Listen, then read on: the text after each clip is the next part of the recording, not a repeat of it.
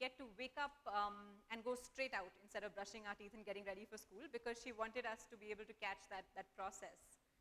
And we must have seen this whole life cycle, I don't know, countless times. But it's never lost its magic.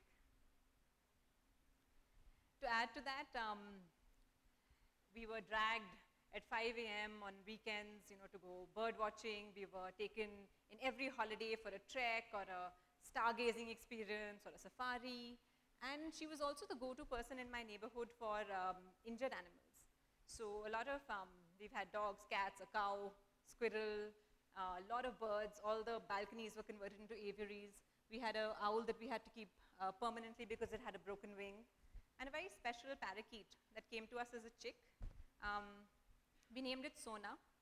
We wanted to be able to release it eventually, right? You don't want an animal like that living in captivity its whole life.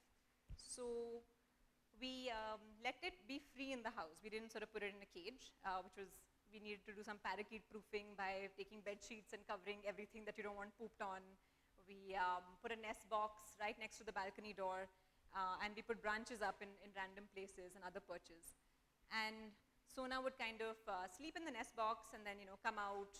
It would often land on our head and then clamber down to our shoulders and take food from our hands. Then slowly the nest box got moved outside into the balcony, and she would spend the night out. And I remember the first time that we went to check in the morning and she wasn't there. She hadn't come back to the nest box. We were so anxious. And sometime around midday, we hear that familiar squawking at the window. And we race out, and already lots of fruit is cut and kept, right, for the morning. So we race out. My mother holds out this, mango in her palm, which is her favorite. And this bird landed on her head. She flopped down onto her shoulder. She put her head on her cheek, and she passed out. She slept for an hour. She must have been so exhausted from the experience. But then she started spending more and more time away until eventually we didn't see her for months. And we always sort of hoped she was okay. But again, about 3 months later, there was a squawking at the window, and we all knew her call. So out we go, and this time she didn't land on our heads. She didn't take any food from our hands. But she brought a boy in tow. She had a male with her. Yeah. And I can't tell you the feeling. We've always thought that she came back just to let us know that she's okay. Yeah. And this experience and the many others that I had in my childhood, they've shaped my life in profound ways, in a countless number of ways, right? Now, today, the body of evidence that speaks to how being out in nature affects you, your body and your mind, it's endless, right? It's so monumental today, there's just no refuting it. These 3 pictures are actually of hospitals that have all set up gardens for their patients, because there are proven studies that show that being out in nature reduces pain and increases the pace of healing. I saw in a TED talk recently by Dr. Razani that she actually prescribes this officially to her patients. Please go out and spend time in nature. And it's not just for the unwell, of course. We know that the immediate effects of going out in nature, I'm not talking about, being a nature person, just the immediate effects of going out is that your pulse rate goes down, right? Cortisol, which is the stress hormone of your body, that comes down. In fact, the only reason I'm still here is because I was barefoot on the grass, otherwise I would have run away out of tension like 2 hours ago. The blood pressure reduces, brain activity increases, cognitive function increases. And in the long run, being connected to nature, being in nature, it improves your cardiovascular health, your digestive health, your mental health. It reduces anxiety. It helps language development. It sort of spurts creativity. It sharpens your senses. It increases your attention, your curiosity, your patience, and your empathy. And I think what this means in a nutshell is that if, as animals that are an inseparable part of nature, we are not disconnected from nature and therefore ourselves, we are healthier, happier, more productive, and kinder.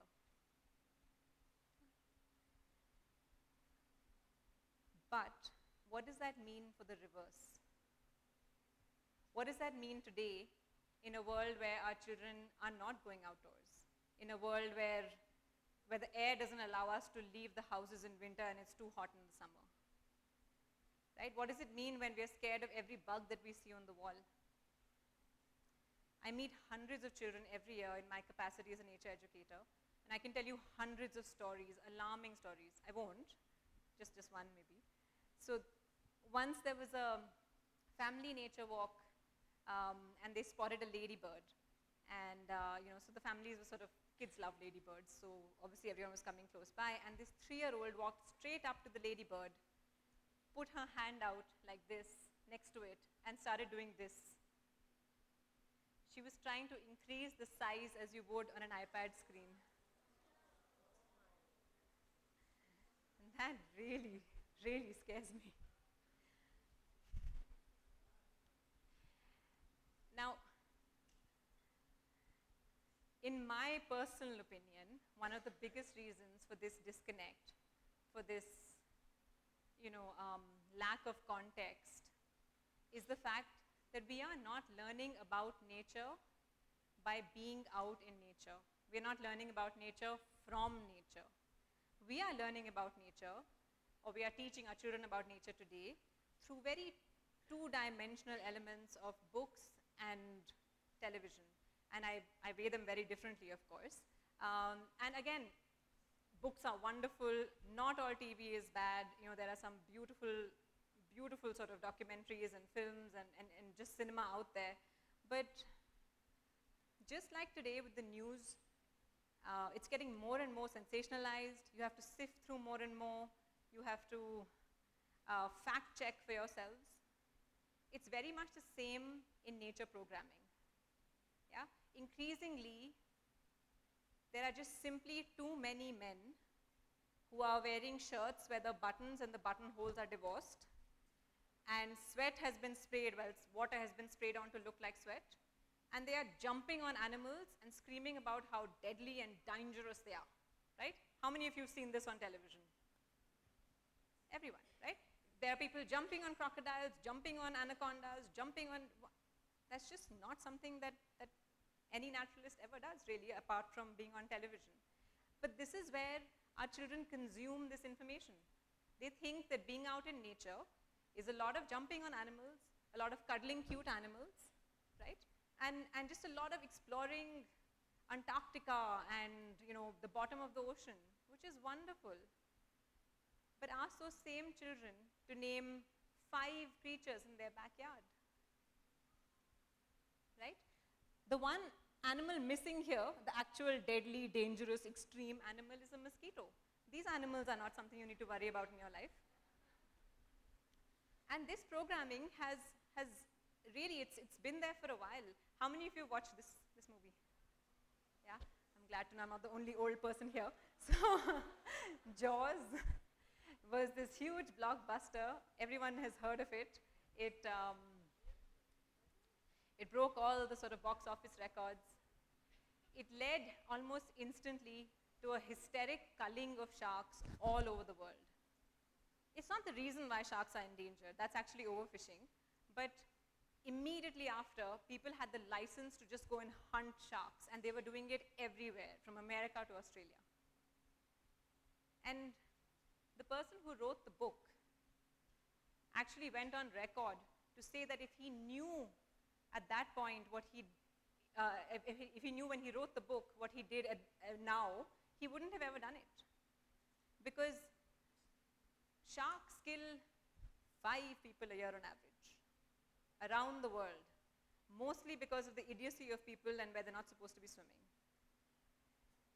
Humans kill 100 million sharks per year.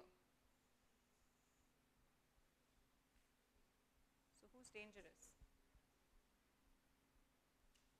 Now, so to counter this sort of lack of context, to counter this knowing about global issues but nothing about our own backyard, we need local, relevant, textural, empathetic nature education, right? We need local, relevant, empathetic nature educators. And there is no reason why everyone in this room shouldn't be one.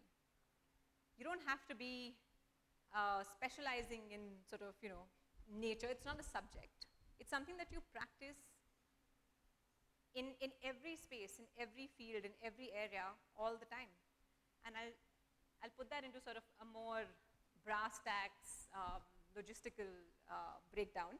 So let's start with what nature education can look like for a school.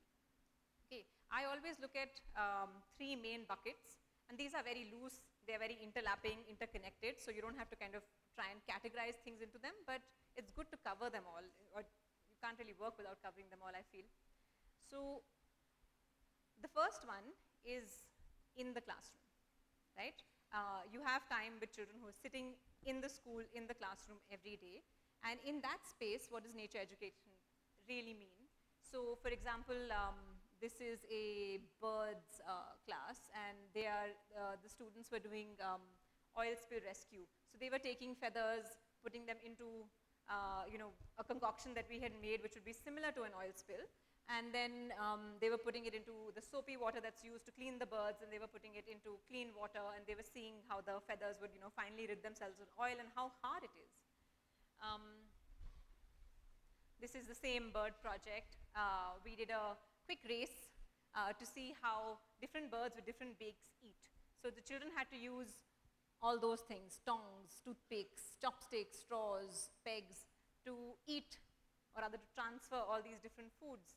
And so they would see, depending on the diet of the bird, which beak is suitable for it, right? So these are classroom activities that we develop to do with our children, in which we teach them concepts, preferably going from real to abstraction, like in the rest of the Montessori method, preferably giving choice, right? I find very often that people do beautiful projects in nature education in the school, but somehow it's not aligning with the rest of the school philosophy. All the rest of the time, they have independence, they have choice, they have the sort of ability to design their own learning and outcomes, but it's missing here because we've organized one big activity for the whole classroom. And it doesn't need to be like that. These same things can be on shelves for children to pick up as trays and bring whenever they want and work with. The second bucket is when you move out of the classroom into nature, so to speak. This could be, if you have a lot of space, then in your own school, it could be in a neighborhood park, it could be if you have no space but just a lot of plants in a building, it could be around those even. Again, in the same birds project, children are making bird nests out of different materials in different ways. They're going birding, yeah. This is Nav, who's identified a bulbul, but named it much more intelligently as the funky-hatted, red-bottomed pokebill, because he was the best of clowns. And the third bucket, which I think is probably the hardest, is